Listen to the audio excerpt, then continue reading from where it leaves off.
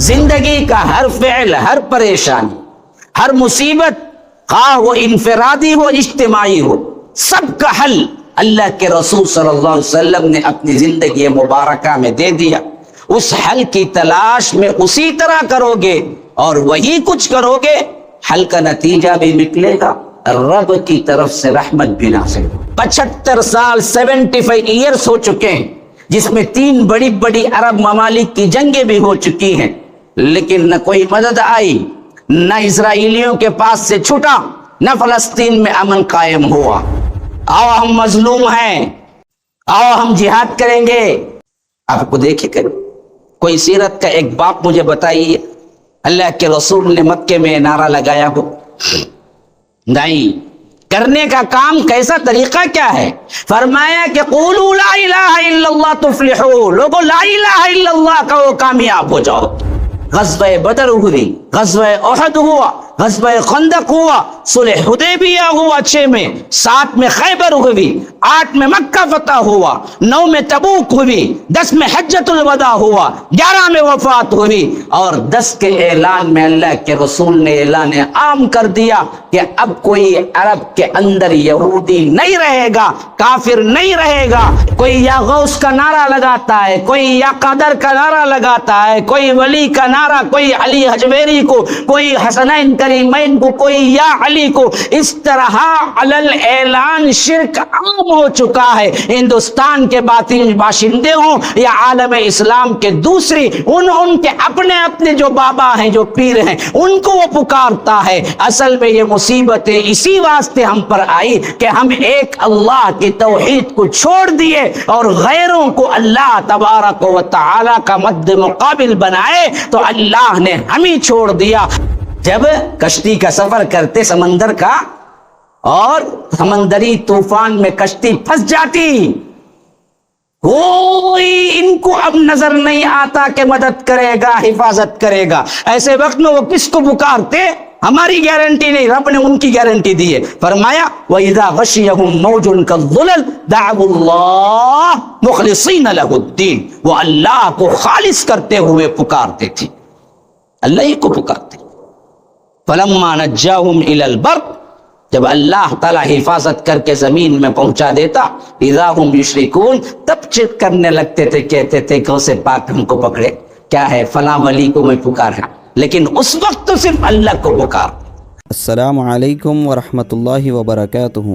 سامعین، ان بیانوں کے مختصر کلپس کے لیے ہمارا دوسرا چینل حافظ جاوید عثمان ربانی شارٹ کلپس چینل کو سبسکرائب اور فالو کریں۔ جزاک اللہ خیراً۔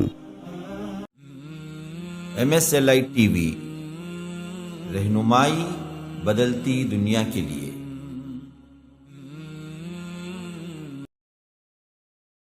ان الحمد للہ نحمده ونستعینه ونستغفره ونؤمن به ونتوکل علیہ ونعوذ باللہ من شرور انفسنا ومن سیئات اعمالنا، من يهده الله فلا مضل له ومن يضلل فلا هادي له، وأشهد أن لا إله إلا الله وحده لا شريك له، وأشهد أن محمدًا عبده ورسوله، أما بعد، فإن خير الحديث كتاب الله، وخير الهدي هدي محمد صلى الله عليه وسلم، وشر الأمور محدثاتها، وكل محدثة بدعة، وكل بدعة ضلالة، وفي رواية وكل ضلالة في النار۔ فأعوذ بالله السميع العليم من الشيطان الرجيم من همزه ونفثه ونفخه، هو الذي أرسل رسوله بالهدى ودين الحق ليظهره على الدين كله، اللهم أرنا الحق حقا وارزقنا اتباعه، وأرنا الباطل باطلا وارزقنا اجتنابه، اللهم علمنا ما ينفعنا وانفعنا بما علمتنا وارزقنا علما، رب اشرح لي صدري ويسر لي أمري واحلل عقدة من لساني يفقه قولي۔ اس اللہ کے نام سے ابتدا جس کے ناموں کی کوئی انتہا ہی نہیں. وَلَوْ أَنَّ مَا فِي الْأَرْضِ مِنْ شَجَرَةٍ أَقْلَامٌ وَالْبَحْرُ يَمُدُّهُ مِنْ بَعْدِهِ سَبْعَةُ أَبْحُرٍ مَا نَفِدَتْ كَلِمَاتُ اللَّهِ. اس ذات اقدس پر کروڑوں درود و سلام ہوں جو تمام جہانوں کے لیے رحمت للعالمین بن کے آئے تھے. اللہم صلی علی محمد وعلی آل محمد كما صليت على إبراهيم وعلى آل إبراهيم إنك حميد مجيد وبارك على محمد وعلى آل محمد كما باركت على إبراهيم وعلى آل إبراهيم إنك حميد مجيد. برادران اسلام، واجب الاحترام بزرگوں، دوستوں، عزیز ساتھیوں، لائق احترام ماؤں اور بہنوں، اللہ تبارک و تعالی نے جس دین کو، جس شریعت کو اللہ کے رسول صلی اللہ علیہ وسلم پر نازل کیا، وہ کامل و اکمل و اتم بنا کر نازل کیا. یعنی ایسی شریعت جس کے اندر کوئی ایسا رکھنا نہیں ہے جس کو آپ پورا کر سکے، کوئی ایسا ہول نہیں ہے جس کو آپ پورا کر سکے، کوئی ایسی کمی نہیں ہے جس کو آپ کو پورا کرنے کی ضرورت محسوس ہو. نہ اس کے اندر زیادتی ممکن ہے، نہ کمی ممکن ہے، بلکہ یہ رب العالمین کی طرف سے قیامت تک کے لیے سیلڈ کر کے نازل کیا گیا. اور اس کے بارے میں حجۃ الوداع میں یہ آیت نازل ہو گئی، سورہ مائدہ کی 3 آیت کے الیوم اکملت لکم دینکم واتممت علیکم نعمتی ورضیت لکم الاسلام دینا. آج میں نے تمہارے لیے تمہارے دین کو مکمل کر دیا اور اپنی نعمت تم پر تمام کر دی اور تم سے راضی ہو گیا اس دین کے اعتبار سے، اسلام کے اعتبار سے. دوسری کوئی آپ کی اپنی محنتیں، طریقہ، تپسیائیں، غاروں میں رہنا، رہبانیت، کوئی بھی شکل سے تم مجھ تک پہنچنا چاہو گے، خواہ وہ اپنی پوری زندگی گزار لے اس کوششوں میں، اللہ نے کہا کہ میرے پاس وہ قابل قبول نہیں ہے. وَمَن يَبْتَغِ غَيْرَ الْإِسْلَامِ دِينًا فَلَن يُقْبَلَ مِنْهُ. اگر وہ اسلام چھوڑ کر کسی دوسرے میں کوشش کرے گا، کسی دوسرے کے اندر میری محبت چاہے گا، کسی دوسرے کے اندر دین تلاش کرے گا، فَلَن يُقْبَلَ مِنْهُ، قیامت تک ہم اسے قبول نہیں کریں گے. تو یاد رکھیے، جیسے اللہ کے رسول صلی اللہ علیہ وسلم نے سکھایا، جیسے اللہ کے رسول صلی اللہ علیہ وسلم نے بتایا، جو طریقہ جس مسئلے کے لیے بتایا وہی طریقہ اسی مسئلے کے اعتبار سے حل کرنے کے لیے کوشش کریں گے تو حل موجود ہوگا. اگر آپ شریعت کے مطابق نہیں کوئی دوسرا حل کرنا چاہیں گے تو یاد رکھو، نہ حل ہوگا، نہ اللہ تبارک و تعالی کی مدد شامل حال ہوگی. تو اس حیثیت سے آپ کو ایک اہم ترین اصول دے رہا ہوں. اب اسی اصول کے گرد میں پورا خطبہ آپ کے سامنے رکھوں گا کہ دنیا کے اندر قیامت تک آنے والے جتنے فتن، جتنے مصائب، جتنی پریشانیاں، جتنی ذلتیں مسلمانوں کو پیش آئیں گی، ان تمام کا حل بھی ویسے ہی اللہ کے رسول صلی اللہ علیہ وسلم نے دیا جیسے ہمیں نماز پڑھنے کا طریقہ دیا. جیسے اللہ کے رسول صلی اللہ علیہ وسلم کے نماز پڑھنے کے طریقے کو چھوڑ کر دوسرے طریقے سے آپ رب کی منوانا چاہیں گے تو نماز رد کر دی جائے گی.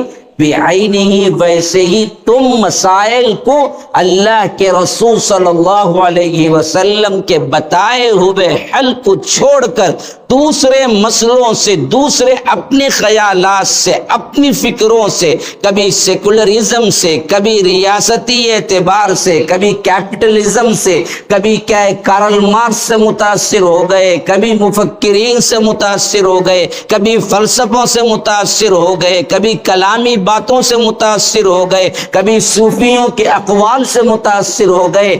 اگر ان کے ذریعے تم اپنے مسائل کو پورا کرنا، حل کرنا چاہو گے، قیامت تک حل بھی نہیں ہوں گے، رب کی مدد بھی حاصل نہیں ہوگی۔ اچھی طرح یاد رکھ لو، اصول یاد رکھ لو تو پھر سمجھنا بہت آسان ہوگا۔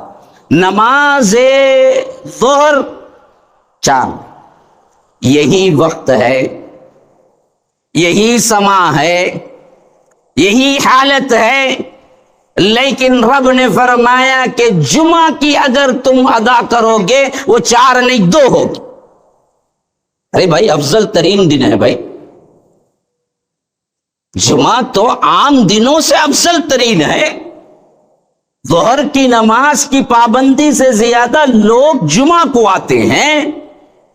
جمعہ کے عام ظہر میں سری پڑھتے ہیں قرات، جمعہ میں جہری پڑھتے ہیں۔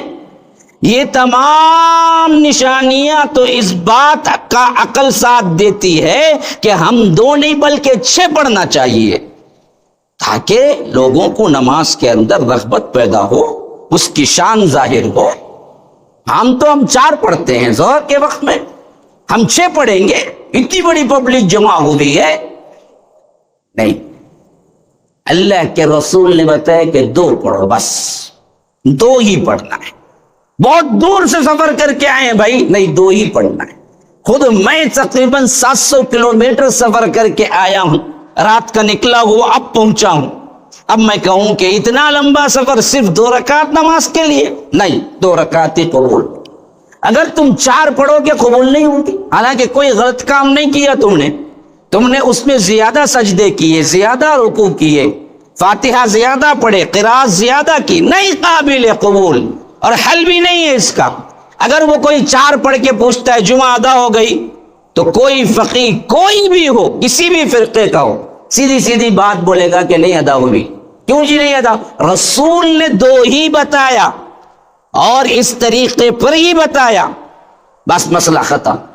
تو یاد رکھو، مسئلے کا حل اصل میں طریقہ نبوی ہوگا، اور وہ طریقہ نبوی پر ہی آپ کو رزلٹ بھی ملے گا، رب کی مدد بھی شامل حال ہو۔ تو ایسے صرف نماز، روزہ، حج، زکوٰۃ بتانے کے لیے نہیں آئے تھے، زندگی کے ہر شعبے کو بتانے کے لیے آئے تھے۔ سورہ احزاب میں کیا فرمایا؟ لَقَدْ كَانَ لَكُمْ فِي رَسُولِ اللَّهِ أُسْوَةٌ حَسَنَةٌ لِمَنْ كَانَ يَرْجُو اللَّهَ وَالْيَوْمَ الْآخِرَ وَذَكَرَ اللَّهَ كَثِيرًا۔ ہر فیلڈ میں تمہارے لیے بہترین نمونہ ہے۔ لَقَدْ كَانَ لَكُمْ فِي رَسُولِ اللَّهِ أُسْوَةٌ حَسَنَةٌ، سب سے بہترین نمونہ ہے تمہارے لیے زندگی میں۔ زندگی کا ہر فعل، ہر پریشانی، ہر مصیبت، خواہ وہ انفرادی ہو اجتماعی ہو، سب کا حل اللہ کے رسول صلی اللہ علیہ وسلم نے اپنی زندگی مبارکہ میں دے دیا۔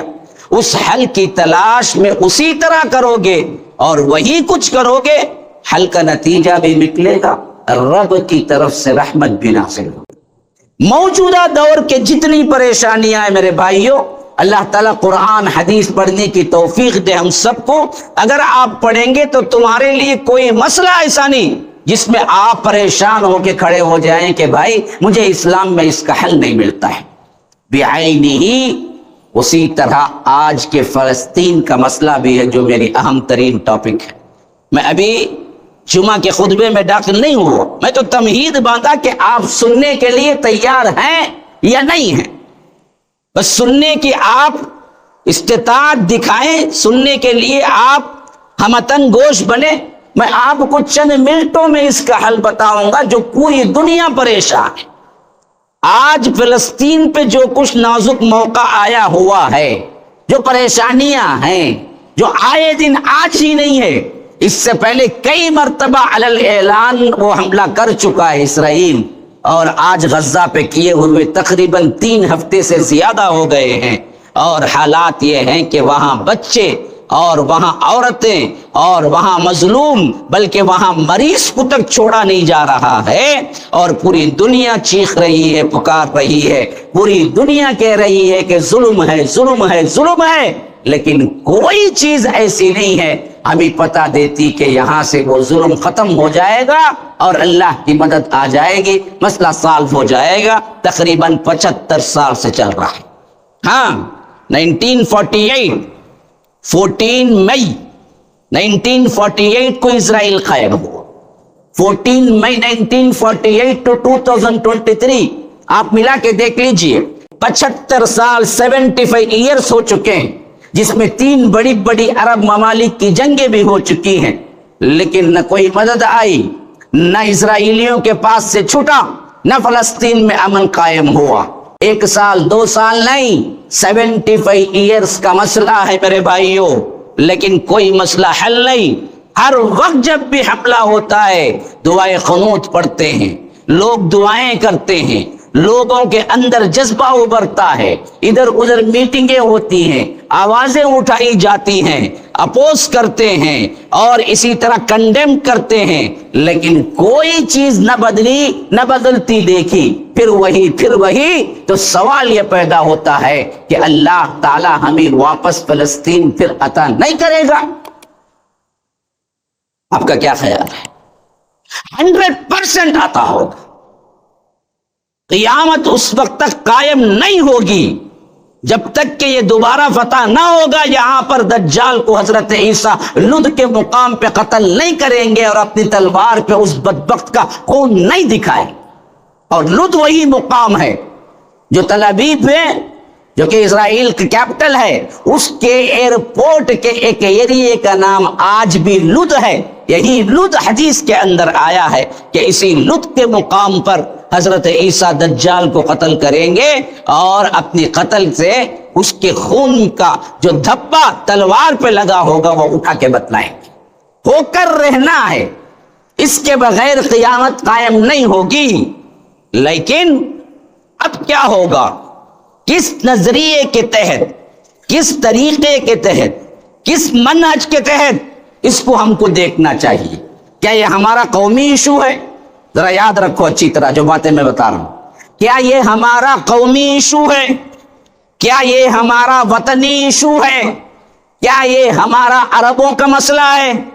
کیا یہ ہمارا قوم یا وطن کا مسئلہ ہے؟ ہاں کیا سمجھتے ہیں؟ نہ، یہ ہمارا عقیدے کا مسئلہ ہے، یہ ہمارے دین کا مسئلہ ہے، یہ خالی فلسطینیوں کا مسئلہ نہیں، یہ پورے مسلمانوں کا مسئلہ ہے، اور یہ دینی مسئلہ ہے، دنیاوی مسئلہ نہیں، قومیت کا مسئلہ نہیں، عربوں کا مسئلہ نہیں، یہ پورے مسلمانوں کا مسئلہ ہے۔ تو یاد رکھو ہمارے اندر بھی یہ شعور ہونا چاہیے کہ اس مسئلے کا حل کیا ہے۔ اب میں آپ کو لے چلوں، اللہ کے رسول صلی اللہ علیہ وسلم جب مبعوث ہوئے، کعبۃ اللہ بھی مشرکین مکہ کے انڈر میں تھا۔ یاد رکھو کعبۃ اللہ بھی حرم ہے، مدینہ بھی حرم ہے، مسجد اقصی بھی حرم ہے۔ ہاں کعبۃ اللہ میں ایک نماز غیر مساجد میں پڑھنے کی ایک نماز، عام مساجد میں پڑھنے کی ایک نماز کعبۃ اللہ میں پڑھی جائے تو 1,00,000 نماز کا ثواب ہے۔ مسجد نبوی میں پڑھی جائے تو 1,000 نماز کا ثواب ہے۔ بیت المقدس مسجد اقصی میں پڑھی جائے تو 250 نمازوں کا ثواب ہے۔ بعض روایات میں 500 کا بھی لفظ آیا ہے، صحیح تر روایت 250 نمازوں کا ثواب ہے۔ ایک حرم وہ بھی ہے، ایک حرم یہ بھی ہے، ایک حرم مدینہ بھی ہے، لیکن قدیم حرم مسجد اقصی اور کعبۃ اللہ، اللہ کے رسول صلی اللہ علیہ وسلم جب تک مکے میں رہے کعبۃ اللہ کو قبلہ نہ بنایا بلکہ بیت المقدس کو بنایا، حتیٰ کہ مدینہ ہجرت کر جانے کے بعد بھی 16 یا 17 مہینے اللہ کے رسول صلی اللہ علیہ وسلم قبلہ بیت المقدس کو بنایا، یہاں تک کہ اللہ تبارک و تعالی نے سورہ بقرہ میں یہ آیت نازل کی کہ قد نرا تقلب وجهك في السماء فلنولینک قبلۃ ترضاها فول وجهك شطر المسجد الحرام، کہ اب مسجد حرام کی طرف پھر جاؤ تو پھر وہاں سے قبلہ بیت اللہ ہوا، تو بیت المقدس سے بیت اللہ ہونے پر ہی ہمارے ہاں مشہور ہے کہ مسجد اقصی قبلہ اول ہے اور دوسرا قبلہ حرم ہے۔ حالانکہ اگر دیکھا جائے تو آدم کے زمانے میں جو قبلہ حرم تھا وہ اصل میں کیا تھا؟ وہی حرم تھا جو کعبۃ اللہ تھا۔ عصر نو ابراہیم علیہ السلام بنانے کے بعد جو قبلہ تھوڑی دنوں کے لیے یا سالوں کے لیے تبدیل ہوا وہ بیت المقدس تھا۔ اللہ کے رسول صلی اللہ علیہ وسلم ابتدائی ایام میں اسی کی پیروی کی، پھر اللہ نے قیامت تک کے لیے قبلہ بیت اللہ کر دیا۔ اسی لیے حضرت ابو ہریرہ کی روایت غور سے سن لیجیے، اللہ کے رسول صلی اللہ علیہ وسلم سے پوچھا، اے اللہ کے رسول دنیا میں سب سے پہلی مسجد جو بنائی گئی وہ کون سی تھی؟ فرمایا بیت اللہ۔ فرمایا دوسری؟ فرمایا مسجد اقصی۔ پوچھا کتنے سال تھا دونوں کا وقفہ؟ فرمایا 40 سال کا۔ فرمایا 40 سال کا۔ تو اس سے معلوم ہوا حضرت ابراہیم جو عصر نو کعبۃ اللہ کو بنائے، ان کے بعد ان کے بیٹے اسحاق، ان کے بیٹے یعقوب نے بیت المقدس کو بنایا۔ تو دادا اور پوتے میں 40 سال کا عرصہ بالکل پرفیکٹ ذہن مانتا ہے۔ تو پہلے بیت اللہ بنا، پھر حضرت ابراہیم ہی کے بیٹے پوتے حضرت یعقوب ہیں، انہوں نے بیت المقدس بنایا، اور انہی کی نسل میں آنے والے ٹاپ لیول کے نبی بھی اور دنیا بھی، بادشاہوں میں بھی ایسا کوئی بادشاہ نہیں گزرا جو حضرت سلیمان ہیں، انہوں نے اس کو واقعتاً تعمیر کیا۔ جیسے آج ہم دیکھتے ہیں وہ شان، جس شان سے وہ گنبد ہے قاصرۃ حبۃ الصخرہ جسے کہتے ہیں، وہ حضرت سلیمان نے اس کو تعمیر کیا، وہ ہائٹ، اور اس میں باقاعدہ جنات بھی حصہ لی، حتیٰ کہ تکمیل کا وقت قریب آیا، موت کا وقت بھی قریب آ گئے۔ اللہ نے کہا کہ سلیمان ہم تم کو بلانے والے۔ حضرت سلیمان نے فرمایا کہ اے اللہ پھر تو یہ مقدس، یہ تعمیر، اگر میں آخری وقت میں مر جاؤں پھر یہ لوگ چھوڑ کے بھاگ جائیں گے۔ اللہ نے کہا اس کا انتظام ہم کریں۔ ہاں فلما قضینا علیہ الموت ما دلهم علی موت الا دابۃ الارض تأکل من سأتہ۔ کیا ہوا؟ وہ ایک ٹیک پہ یوں لکڑی پہ ٹیک لگا کے کھڑ کے دیکھ رہے تھے، نگرانی کر رہے تھے، جنات بھی بندن بن رہے تھے، جنات بھی شامل تھے، انسان بھی شامل تھے۔ اللہ نے کہا کہ آپ کو ہم موت تو وقت مقررہ پہ دیں گے، لیکن لوگوں کو معلوم نہیں ہوگا، آپ اسی لکڑی پہ ٹیک لگا کے کھڑے رہیں گے ایسے ہی جیسے آپ دیکھ رہے ہیں لوگوں کو۔ نہ جنات کو معلوم ہوا نہ انسانوں کو معلوم ہوا، بندھن چل ہی رہا تھا۔ کئی دن گزرے جب تک کہ بندھن مکمل نہیں ہوا، تب تک اللہ نے جس لکڑی سے انہوں نے ٹیک لگایا تھا، اللہ کہتا ہے تأکل من سأتہ، کہ وہاں ہم نے دیمک لگا دی اس لکڑی کو کہ کھاتے جاؤ۔ جیسے ہی پوری تکمیل ہوئی وہ لکڑی جو دیمک لگی تو دیمک کھاتی کھاتی کھاتی کھاتی پوری لکڑی کھوکھلی ہو گئی۔ جیسے ہی ادھر کام مکمل ہوا ویسے ہی حضرت سلیمان دھڑام سے نیچے گر پڑے۔ تب جا کے جنوں کو معلوم ہوا ارے حضرت سلیمان تو پہلے ہی وفات پا چکے۔ اللہ کہتا ہے فلما خر تبینت الجن ان لو كانوا يعلمون الغیب ما لبثوا في العذاب المہین۔ جنوں نے کہا کہ اگر ہم کو پہلے ہی معلوم ہو جاتا تو ہم یہ دراصل اس عذاب میں، اس پریشانی میں، اس تکلیف میں نہ رہتے۔ اس سے معلوم ہوا جنات کو غیب نہیں معلوم۔ انہیں مشائخ بولتا میرے پاس جنہ ہی میں معلوم کر رہا، جنہ کو معلوم دینا تجھے کیا دے معلوم؟ کون سے مشائخ کو کیسے؟ جنوں کو قرآن کہہ رہا اللہ کانوا یعلمون الجن، اگر ان کو غیب معلوم ہوتا ما لبثوا فی العذاب المہین، یہ ایسے پریشان اور ہیوی، یوں سمجھو مہین کا مطلب ہے ذلت آمیز، یا ایسے مشقت والے کام میں ہم پڑے نہ ہوتے۔ تو غرض معلوم کیا ہوا؟ یہ بھی ایک حرم، وہ بھی ایک حرم، یہ مقدس جگہ پہلی نمبر 1 پہ، پھر مسجد نبوی 2 پہ، نمبر 3 پہ مسجد اقصی۔ اللہ کے رسول صلی اللہ علیہ وسلم جب آئے، وہی کیفیت جو آج ہم دیکھ رہے ہیں، اسرائیل اندر بیٹھ کے کنٹرول کر رہا ہے، یہی حالت مشرکین مکہ کی تھی، حتیٰ کہ اللہ کے رسول صلی اللہ علیہ وسلم کو یہاں سے نکالا گیا۔ آپ کو معلوم ہونا چاہیے سیرت کے اندر۔ اب میں ایک بات بہت چھوٹا سا سوال کرتا ہوں سمجھنے کے اعتبار سے۔ کعبۃ اللہ مشرکوں کے انڈر میں، کعبۃ اللہ کے اندر 360 بت، آپ کو پتا ہے وہ بھی 360 ہی کیوں، 370 کیوں نہیں، 380 کیوں نہیں، 400 کیوں نہیں، 500 کیوں نہیں؟ یہ روایت میں ہے کیوں کہ 360 بت رکھے ہوئے تھے کعبۃ اللہ میں؟ پتا ہے آپ کو؟ ہم کو کیا پتا، ہم تو جلدی جلدی نماز ادا کرنے کے لیے آخری ٹائم کو آتے ہیں، جیسے کوا ٹھونگ مارتا ہے ویسے جلدی جلدی ختم کر کے بھاگ جاتے ہیں۔ ہم کو اسلام سے کیا لینا دے؟ ہم کتنا وقت صرف کرتے ہیں اسلام کو سمجھنے کے لیے، کتنا پڑھتے ہیں؟ بیٹھے ہوئے افراد میں کتنے ہیں جنہوں نے اللہ کے رسول کی سیرت کو یاد کی ہو؟ امہات المومنین کتنے ہیں؟ ان کے نام کیا ہیں؟ ہم کو کیا پتا؟ ہاں، ہمیں یہ پتا ہے کہ آج کے ماحول میں کیسے بزنس کرنا ہے، کیسے ایک دوسرے کی کیا ہے بزنس کو گرا کے اپنے بزنس کو آگے لے جانا ہے، کیسے ایک دوسرے کو دھوکہ دے کے چیز خریدنا ہے۔ اس میں اللہ ماشاء اللہ کوئی ایک تو کیا ہے چھوٹ جائے، کوئی دو، لیکن عموماً اس میں اپنی ذہنیت لڑاتے ہیں۔ نئے نئے موبائل کیسے ایپ اس کے اندر ڈاؤن لوڈ کرنا ہے، نئے نئے موبائل کیسے استعمال کرنا، اس پہ تو ہماری محنتیں لگی ہوتی ہیں، اسلام پہ نہیں۔ تو یاد رکھو 360 اصل میں قمری اعتبار سے 360 دن بنتے، ہاں شمسی اعتبار سے ہمارے 360 پر 5 دن ہے ایک سال کے، لیکن قمری اعتبار سے ہمارے 360 دن بنتے ہیں۔ ان کا ہر دن کا ایک بت تھا، سال کے 360 دن کے ایک ایک بت تھے جو انہوں نے رکھے ہوئے تھے کعبۃ اللہ کے اندر۔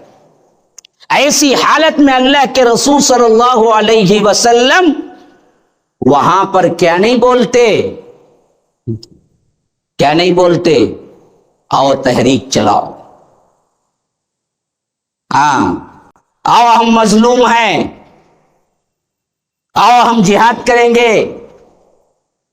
آپ کو دیکھے کرو کوئی سیرت کا ایک باب مجھے بتائیے اللہ کے رسول نے مکے میں نعرہ لگایا ہو؟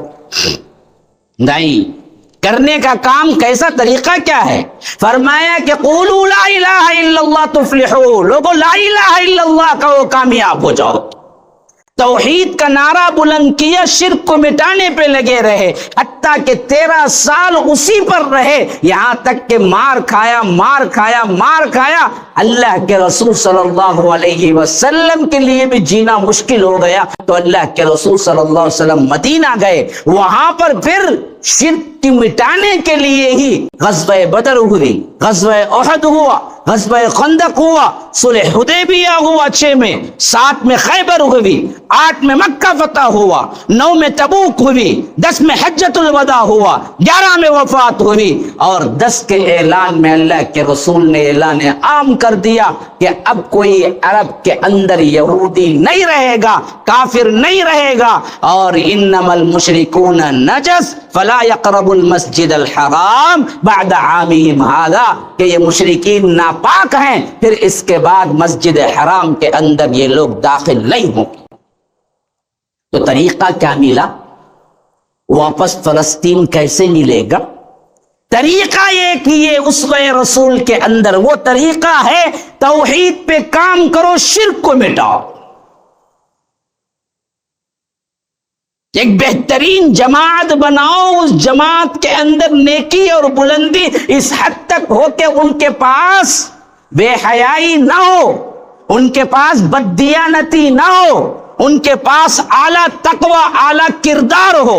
اس کردار کو لے کر پورے کے پورے عالم میں اسلام اور توحید کا ڈنکا بجاؤ، تو پھر اللہ تبارک و تعالی تمہیں وہ واپس کر دے گا جو غیر مسلم چھینے ہوئے ہیں، یہی طریقہ نبوی ہے ہمارے لیے، یاد رکھیے۔ آج ہمارے بڑے بڑے جلوس نکلتے ہیں لیکن ان میں ایک لفظ توحید کا نہیں ہے، ایک طرف اللہ کو بلانے والے نہیں ہیں کوئی بھی۔ کوئی یہ نہیں کہتا کہ اس کا حل یہ ہے کہ ہم مسلمانوں کے اندر شرک آ گئے، ہم مسلمانوں کے اندر درگاہوں کی پوجا پاٹ آ گئی، ہم مسلمانوں کے اندر غیر اللہ کو پکارنا آ گیا، ہم مسلمانوں کے اندر قبر پرستی عام ہو گئی، ہم مسلمانوں کے اندر اللہ کو چھوڑ کر دوسروں کو پکارنے والے عام ہو گئے۔ کوئی یا غوث کا نعرہ لگاتا ہے، کوئی یا قادر کا نعرہ لگاتا ہے، کوئی ولی کا نعرہ، کوئی علی حجویری کو، کوئی حسنین کریمین کو، کوئی یا علی کو۔ اس طرح علل اعلان شرک عام ہو چکا ہے۔ ہندوستان کے باطل باشندے ہوں یا عالم اسلام کے دوسری، ان کے اپنے اپنے جو بابا ہیں، جو پیر ہیں، ان کو وہ پکارتا ہے۔ اصل میں یہ مصیبتیں اسی واسطے ہم پر آئی کہ ہم ایک اللہ کی توحید کو چھوڑ دیے اور غیروں کو اللہ تبارک و تعالی کا مد مقابل بنائے، تو اللہ نے ہمیں چھوڑ دیا۔ آؤ سب مل کے اللہ کی رسی قرآن کو پکڑو اور اس توحید کو پکڑو اور لا الہ الا اللہ پر کامزن ہو جاؤ، مسجدوں کو آباد کرو، درگاہوں کو مٹاؤ، حتیٰ کہ کم از کم عملی اعتبار سے ہندوستان کے اندر کوئی ایک درگاہ مٹا کے دکھلا دو مسلمانوں، فلسطین پر اسرائیل کے حملے کرنے کی ہمت ختم ہو جائے۔ یہ میرا نہیں، اللہ کا وعدہ ہے، یہ جاوید نہیں کہہ رہا ہے، یہ اللہ کا وعدہ ہے۔ وَكَانَ حَقًّا عَلَيْنَا نَصْرُ الْمُؤْمِنِينَ، ہم پر حق ہے کہ ہم مسلمانوں کی مدد کریں۔ كَتَبَ اللَّهُ لَأَغْلِبَنَّ أَنَا وَرُسُلِي، اللہ تبارک و تعالی نے اپنے اوپر لکھ دیا ہے یہ غالب ہو کر رہیں گے۔ لیکن ہم نے کیا کیا؟ کمیونسٹوں کے، ہم نے کیا کیا؟ مفکرین کے، ہم نے کیا کیا؟ اخوانیوں کے، ہم نے کیا کیا؟ غیر فکری افکار، غیر اسلامی فکری افکار، ان سب کو لے لیا اور نعرے لگاتے ہیں کہ فلسطین میں ہو رہا، یہ ہو رہا ہے، غزہ پہ یہ ہو رہا ہے۔ نہیں، پلٹ کے اگر اللہ کی مدد آنی ہے تو توحید پہ تمہیں کام کرنا ہے۔ اصل اصول تو توحید پر کام کرنا ہے، اس کے نتیجے میں تمہیں امن ملے گا، اس کے نتیجے میں تمہیں خلافت ملے گی، اس کے نتیجے میں تمہیں اللہ کی رحمت ملے گی۔ یہ میرا اپنا قول نہیں ہے، میں آپ کو پڑھ کے بتا دیتا ہوں، دیکھیے۔ وعد اللہ الذین آمنوا منکم وعملوا الصالحات لَيَسْتَخْلِفَنَّهُمْ كَمَا اسْتَخْلَفَ الَّذِينَ مِنْ قَبْلِهِمْ وَلَيُمَكِّنَنَّ لَهُمْ دِينَهُمُ الَّذِي ارْتَضَىٰ لَهُمْ وَلَيُبَدِّلَنَّهُمْ مِنْ بَعْدِ خَوْفِهِمْ أَمْنًا يَعْبُدُونَنِي لَا يُشْرِكُونَ بِي شَيْئًا۔ سورہ نور کی آیت فرمایا وعد اللہ الذین آمنوا منکم، اللہ تبارک و تعالی ایمان والوں سے وعدہ کرتا ہے، خاص طور پر تم میں سے، وعملوا الصالحات، جو نیک عمل کریں گے، لَيَسْتَخْلِفَنَّهُمْ فِي الْأَرْضِ كَمَا اسْتَخْلَفَ الَّذِينَ مِنْ قَبْلِهِمْ، کہ جیسے ہم نے اس سے پہلے لوگوں کو، صحابہ کو خلافت دی، ویسے ہی ہم تم کو بھی خلافت دیں۔ ہاں، تمہیں کو وارث بنائیں گے، تمہیں کو دنیا کی حکمرانی دیں گے۔ وَلَيُبَدِّلَنَّهُمْ مِنْ بَعْدِ خَوْفِهِمْ أَمْنًا، خوف کے بعد ہم تبدیل کر دیں گے تمہارے لیے سارے جہاں کو امن میں، کہیں لڑائی نہیں، کہیں فتنہ نہیں، کہیں دراصل کیا ایک دوسرے پر چڑھاؤ نہیں، کہیں مار نہیں، امن ہی امن۔ لیکن شرط کیا ہے؟ کب ہوگا یہ؟ فرمایا یعبدوننی لا یشرکون بی شیئا، دیکھو صرف میری ہی عبادت کرنا ہے، میری بات کسی کی عبادت، میرے ساتھ کسی کو شریک نہ کرو، یہ کرو گے تو ہم تمہیں امن دیں، ورنہ امن تم کو کہیں نصیب نہیں ہوگا۔ لاکھ پکار لو، لاکھ پکار لو کہ ہم ذلیل ہیں، ہم فلاں ہیں، ہمارے پاس کیا ہے، فوجی طاقت نہیں، ہمارے پاس ہمارے حکمران کچھ نہیں کر رہے ہیں، یہ سب کا سب یہی وجہ ہے کہ ہمارے اندر شرک آ گیا۔ توحید پر کامزن ہو، اللہ کی مدد آئے گی۔ ہم اس کو چھوڑ کے تقریباً 300 سال ہو گئے۔ ہندوستان میں بھی کیا حالت تھی ہماری، اللہ نے کیا ہے شان و شوکت ایسی دی تھی گویا کہ پورا ہندوستان مسلمانوں ہی کا گڑھ تھا۔ آج بھی نشانیاں جاؤ جا کے دیکھ لو، کون سا شہر کون سا اسٹیٹ ایسا نہیں ہے جہاں پر مسلمانوں کی کچھ نہ کچھ نشانیاں نہ باقی ہوں۔ لیکن انہوں نے کیا نہیں کیا، اپنی حکمرانی میں توحید کو نہیں پھیلایا، تو کیا ہے، زوال ہوتے ہوتے ہوتے ہوتے ایسی حالت ہوئی کہ جو آخری مغل بادشاہ بہادر شاہ ظفر تھا اس کو رنگون میں قید کیا گیا، اور اس کے بیٹوں کے سروں کو قتل کر کے انگریزوں نے اسی کے سامنے تشبیہ پیش کیا کہ لے یہ ہے تیری حکومت۔ اور اس زمانے سے 1857 کے بعد سے جو ذلت ہم پہ پڑی، 1947 تک 90 سال ذلیل رہے، اور اس کے بعد بھی جو حکومت قائم رہی، ان حکومتوں کے ساتھ ہمارا معاملہ کیا رہا؟ ہم دوسرے نمبر کے شہری کے طور پر ابھی تک بھی وہی معاملہ چل رہا ہے، مسلمانوں کے پوچھنے والے کوئی نہیں ہے، اور گاؤں کشی کے نام پر کتنے بچوں کو اڑا دیا گیا، کوئی ایک نہیں ہے جو زبان کھول کے پوچھ سکے آخر اس کا جرم کیا ہے۔ امریکہ کا کوئی کتا مرتا بھی ہے تو عدالتیں کھڑی ہو کے پوچھتے ہیں آخر کیوں مرا، اور ہمارے بندے بلڈوزر سے گھروں کے گھر مار کے اڑا دیے جاتے ہیں تو کوئی پوچھنے والا نہیں ہے۔ ہم آہ کرتے بھی ہو جاتے ہیں بدنام، ہم آہ کرتے ہیں تو ہو جاتے ہیں بدنام، وہ قتل بھی کرتے ہیں تو چرچا نہیں ہوتا۔ یہ ذلت پہ ذلت کیوں چاہی؟ ہم نے اللہ کے ساتھ شریک کیا، توحید کو چھوڑا، شرک کو اپنایا۔ یہی حالت فلسطین کی بھی ہے، یہی حالت تمام جگہوں کی ہے جہاں پر مسلمان ذلیل ہو رہے ہیں۔ نکلنے کا واحد راستہ توحید ہے مسلمانوں، جب تک اس حقیقت کو آپ نہیں مانو گے تب تک ہمارے لیے کوئی امن نہیں۔ الذین آمنوا ولم يلبسوا ایمانهم بظلم فاولئک لهم الامن وهم مہتدون۔ فرمایا کہ جو لوگ ایمان لائے، اپنے ایمان کو ظلم سے آلودہ نہ کیا، اپنے ایمان کو شرک کے ساتھ نہ ملایا، انہی کے لیے ہے اور وہی ہدایت یافتہ ہے۔ اگر یہ امن نصیب نہ ہوتا تو سمجھ لو ہمیں توحید نہیں ہے، ایک اللہ کو پکارتے نہیں ہے۔ بہت سے لوگ بولتے کہ ارے پورے تو لا الہ الا اللہ پڑھتے ہیں نا بھائی، پورے تو محمد الرسول اللہ پڑھتے ہیں نا بھائی۔ اللہ کی قسم یہی لا الہ الا اللہ کا مفہوم بغیر سمجھے پڑھتے تھے، تم کیا مانتے ہو؟ اس سے زیادہ مانتے تھے، لیکن انہی کو دیکھ کے اللہ نے کہا کہ اے کافرو، اے مشرکو، اے اہل کفر، انہی کو دیکھ کے فرمایا جن کا ایمان یہ تھا اللہ ہی مارتا ہے، اللہ ہی جلاتا ہے، اللہ ہی کھلاتا ہے، اللہ ہی پلاتا ہے، اللہ ہی آسمانوں سے بارش برساتا ہے، اللہ ہی کا عرش ہے، اللہ ہی کی زمین ہے، اللہ ہی کا آسمان ہے، اللہ ہی پناہ دیتا ہے۔ یہ تمام عقائد قرآن کے اندر مشرکین مکہ کے بارے میں بھی اللہ کہتا ہے۔ اگر آپ کو معلوم نہیں، جاؤ سورہ یونس پڑھ کے دیکھو، اللہ کہتا ہے اے مشرکین، اے اللہ کے رسول صلی اللہ علیہ وسلم،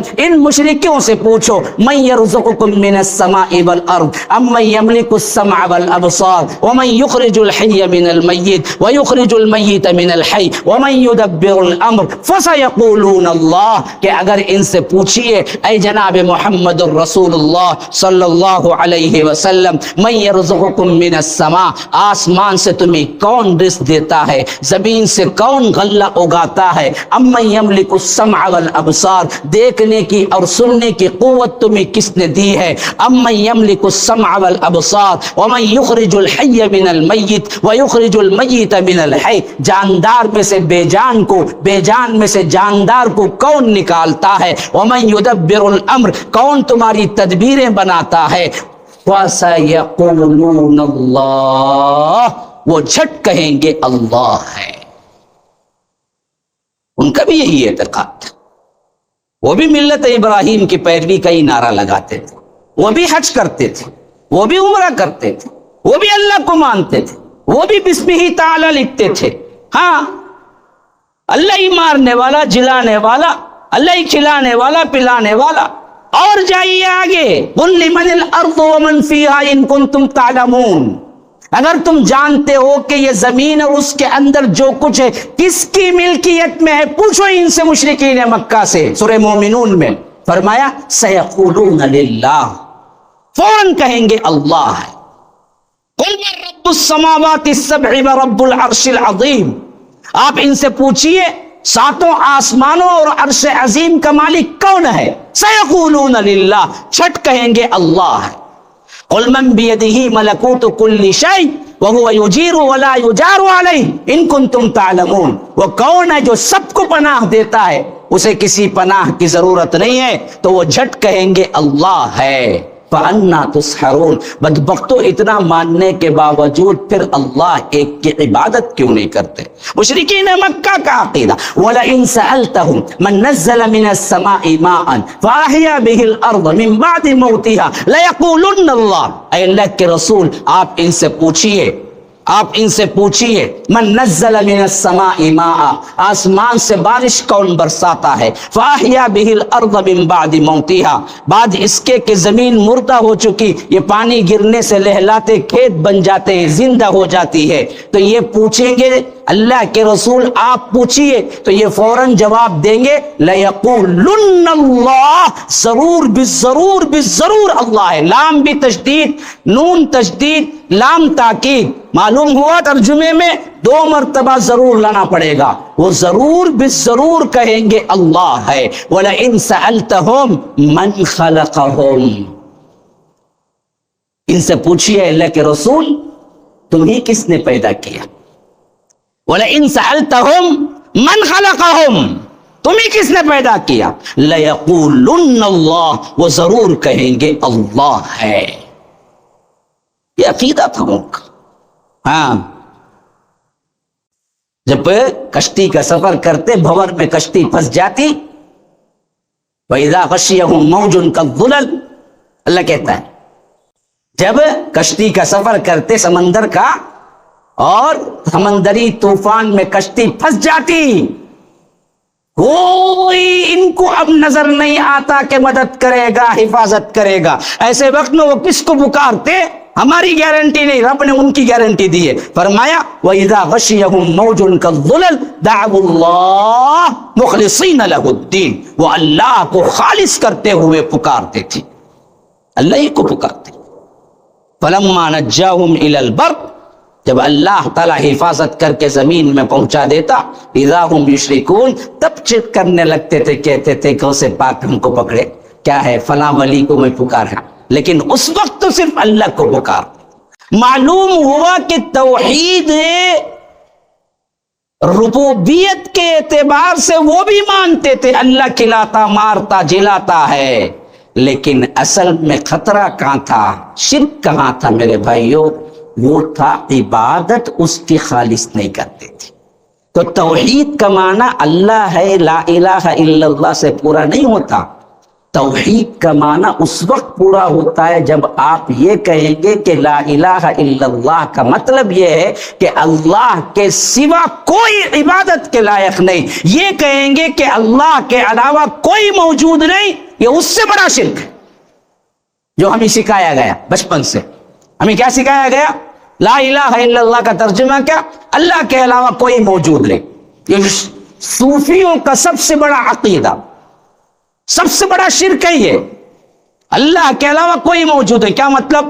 میں بھی موجود نہیں، دیوار بھی موجود نہیں، مسجد بھی موجود نہیں، منبر بھی موجود نہیں، کیا ہے فین بھی موجود نہیں، پھر موجود کیا ہے؟ سب اللہ ہے، اصل میں دکھتا کچھ ہے، اصل تو پوری دنیا اللہ ہے۔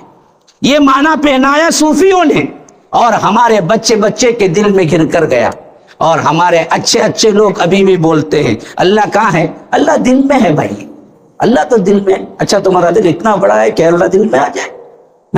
خالی ایک پردہ اگر رب کا ہٹے گا تو یہ اس پردے کے نور سے پوری دنیا جل کے خاکستر ہو جائے۔ اللہ کا نور تو اتنا پاورفل ہے۔ اللہ کے رسول صلی اللہ علیہ وسلم سے پوچھا گیا کہ آپ نے دیکھا؟ کہا کہ کیسے دیکھوں، وہ تو نور ہے، ہاں 70 حجابات ہیں اور اس میں رب ہے۔ لو کشفہ، اگر اس کا ایک بھی پردہ اٹھا دیا جائے، لأحرق الظلمات وجہہ، جہاں تک انسان، جہاں تک کائنات ہے، وہ سب کے سب جل کے راکھ ہو جائے۔ ہاں، رب کو دیکھنے کی طاقت کسے ہے؟ تو یاد رکھو توحید خالص ہم نے نہیں پڑھی، ہم نے نہیں سیکھی، ہم نے حاصل نہیں کی۔ اللہ تبارک و تعالی کی مدد پھر کہاں سے آئے گی میرے دوستو؟ ایک اللہ کو ماننے کا مطلب ہے ایک اللہ کی عبادت کرو. سجدہ، رکوع، قیام، نظر، نیاز، کوئی بھی عبادت کے جتنے مراسم ہیں کسی اور کے لیے جائز نہیں. یہ توحید کو اگر آپ نے مان لیا میرے بھائیوں، ہمارے تمام مسائل حل ہیں. اللہ کے رسول صلی اللہ علیہ وسلم نے اس کو پہنچایا. اللہ تبارک و تعالی نے کعبۃ اللہ بھی پھر دوبارہ عطا کر دیا. چابیاں خود لا کے رکھ دی. اللہ کے رسول صلی اللہ علیہ وسلم اسی توحید پہ امت مسلمہ کو چھوڑ کے گئے. لیکن پھر کیا ہوا؟ 1400 سالوں کے اندر ہم نے توحید کو بالکل ہی مٹا دیا. وہی شرکیہ اعمال، وہی شرکیہ افعال، اللہ کو ناراض کرنے والے کام. تو اللہ تبارک و تعالی نے جس طرح یہود و نصارہ کو اس سے پہلے شرک کی وجہ سے ذلیل کیا، ویسے ہی ہم کو بھی ذلیل کیا. آج ہمارے اپنے تمام تر عہدوں کے باوجود بھی، ہمارے اپنے تمام تر آہ بکا کے باوجود بھی، رونے پلانے کے باوجود بھی، قنوت نازلہ کے باوجود بھی، نمازوں کے باوجود بھی اللہ کی مدد آتی نظر نہیں آتی ہے. تو سوچنا چاہیے کہاں سوراخ ہے، کہاں سوراخ ہے، کہاں سوراخ ہے. کیوں پانی اس میں نہیں ٹھہرتا ہے؟ سوراخ شرک کا ہے. اس کو دباؤ، اس کو مٹاؤ، توحید پہ قائم رہو، توحید کو پھیلاؤ، توحید کے لیے جان مال سب کی بازی لگاؤ. پھر تو دیکھو اللہ تبارک و تعالی ظالموں کو نیست و نابود کرے گا، اور اللہ تبارک و تعالی مظلوموں کا پرسان حال ہوگا. توحید والوں کے قیامت تک کے لیے بول بالا ہے. یہی اللہ نے گارنٹی دی ہے. توحید کو چھوڑ کر کوئی چیز اللہ نے گارنٹی نہیں دی. اللہ ہی توفیق دینے والا ہے. اللہ ہی سمجھ عطا کرے ہمارے لیے. اللہ تبارک و تعالی ہماری جو ذلتیں ہیں اللہ تعالی وہاں سے نکال کر ہم سب کو عزتوں پہ پہنچائے. اللہ تبارک و تعالی ظالموں کو ان کے کردار پر پہنچائے. اللہ مظلوموں کی مدد کرے. اللہ اہل فلسطین کی مدد کرے. اللہ تبارک و تعالی اپنی برکہ رحمتوں کی برکہ برسائے. اللہ تعالی ہمارے گناہوں کو مٹائے، ہمارے گناہوں کو معاف کرے. ہمیں توحید اور اس پر چلنا اور اسی کے لیے عبادت کرنے کی توفیق عطا کرے. اللہ تبارک و تعالی جیسے ہم سب کو یہاں اکٹھا فرمایا ہے، امام الانبیاء سید المرسلین و آخرین جناب محمد رسول اللہ صلی اللہ علیہ وسلم کے ساتھ جنت الفردوس میں بھی اکٹھا فرمائے. ھذا وباللہ التوفیق وصلی اللہ وسلم علی نبینا محمد. اسأل اللہ لی ولکم ولسائر المسلمین من کل ذنب فاستغفروه انه هو الغفور الرحیم.